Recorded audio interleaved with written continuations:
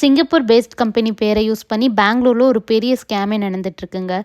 இந்த ஒரு கம்பெனி மட்டும்தான் இல்லை, வேறு எவ்வளோ கம்பெனி பேரில் பண்ணுறாங்களோ நமக்கு தெரியல. அதனால தான் இது ஒரு குட்டி அவேர்னஸ் வீடியோ.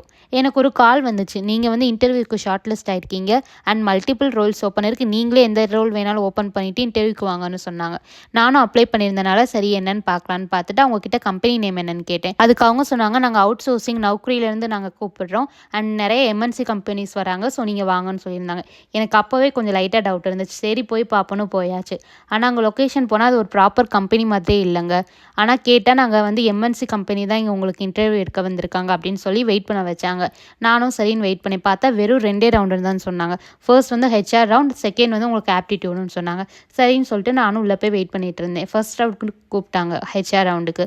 அங்கே போனதுமே பார்த்தீங்கன்னா எந்த ஒரு இன்ட்ரொடக்ஷன் செஷன் எதுவுமே இல்லாமல் டேரெக்டாக அந்த ஹெச்ஆர் ரவுண்டில் என்ன சொன்னாங்கன்னா, உங்களுக்கு இந்த எக்ஸாம் அட்டென்ட் பண்ணுறதுக்கு ஒரு எக்ஸாம் ஃபீ இருக்குது, 2000 கேட்டாங்க. அதுவும் முதல்ல காசை வாங்கிட்டு அதுக்கப்புறம் தாங்க ஒரு கன்சென்ட் ஃபார்மே கொடுத்தாங்க. அந்த ஃபார்மில் என்ன இருந்துச்சுன்னா, எக்ஸாம் ஃபெயில் ஆனால் பணம் திருப்பி கொடுக்க மாட்டோம் அப்படின்னு எழுதி இருந்துச்சு. தெரியாமல் சைன் பண்ணிட்டா பணமும் போயிடும், வேலையும் கிடைக்காதுங்க.